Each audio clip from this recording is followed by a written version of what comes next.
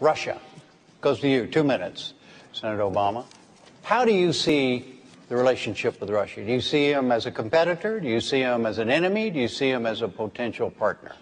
Well, I think that given what's happened over the last several weeks and months, our entire Russian approach has to be evaluated because a resurgent and very aggressive Russia is a threat to the peace and stability of the region.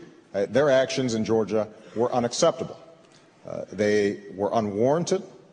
And at this point, it is absolutely critical for the next president to make clear that we have to follow through on our the 6-point ceasefire. They have to remove themselves from South Ossetia and Abkhazia. It is absolutely important that we have a unified alliance and that we explain to the Russians that you cannot be a 21st century superpower or power and act like a 20th century dictatorship. And we also have to affirm all the fledgling democracies in that region. The Estonians, the Lithuanians, the Latvians, the Poles, the Czechs, that we are in fact going to be supportive and in solidarity with them in their efforts. They are members of NATO, and to countries like Georgia and the Ukraine, I think we have to insist that they are free to join NATO if they meet the requirements, and they should have a membership action plan immediately to start bringing them in. Now, we also can't return to a Cold War posture with respect to Russia. It's important that we recognize there are going to be some areas of common interest. One is nuclear proliferation. They have not only 15,000 nuclear warheads, but they've got enough to make another 40,000, and some of those loose nukes could fall into the hands of al-Qaeda. This is an area where I've led on in the Senate, working with a Republican ranking member of the Senate Foreign Relations Committee, Dick Lugar, to deal with the proliferation of loose nuclear weapons. That's an area where we're going to have to work with Russia, but we have to have a president who is clear that you don't deal with Russia based on staring into his eyes and seeing his soul. You deal with Russia based on what are the national security interests of the United States of America, and we have to recognize that the way they've been behaving lately demands a sharp response from the international community and our allies. 2 minutes on Russia, Senator McCain. Well, I was interested in Senator Obama's reaction to the Russian aggression against Georgia. His first statement was, both sides ought to show restraint. Again, a little bit of naivete there. He doesn't understand that Russia committed serious aggression against Georgia. And Russia has now become a nation fueled by petrodollars that is basically a KGB apparatchik-run government. I looked into Mr. Putin's eyes, and I saw 3 letters, a K, a G, and a B. And their aggression in Georgia is not acceptable behavior. I don't believe we're going to go back to the Cold War. I am sure that that will not happen. But I do believe that we need to bolster our friends and allies. And that wasn't just about a problem between Georgia and Russia. It had everything to do with energy. There's a pipeline that runs from the Caspian through Georgia through Turkey. And, of course, we know that the Russians control other sources of energy into Europe, which they have used from time to time.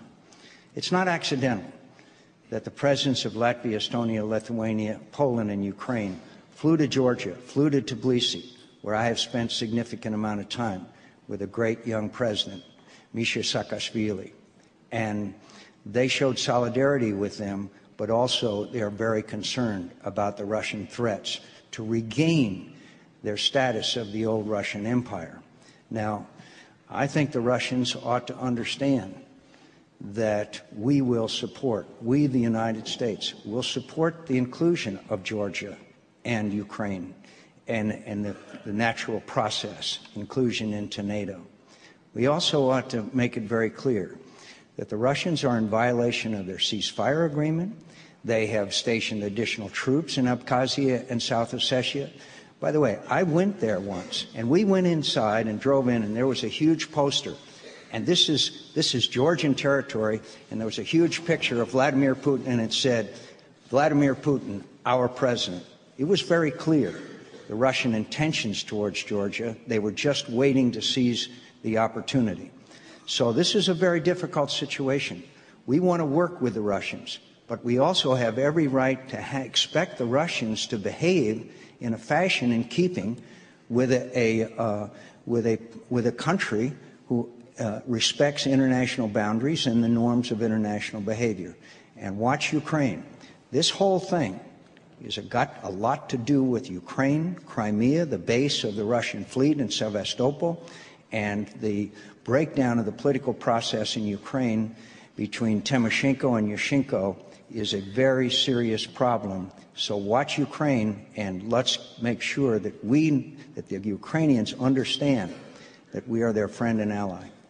Do you have a major difference with what he just said? No, actually, I think Senator McCain and I agree for the most part on these issues. Obviously, I disagree with this notion that somehow we did not forcefully object to Russians going into Georgia. I immediately said that this was illegal and objectionable, and absolutely I wanted a cessation of the violence because it put an enormous strain on Georgia.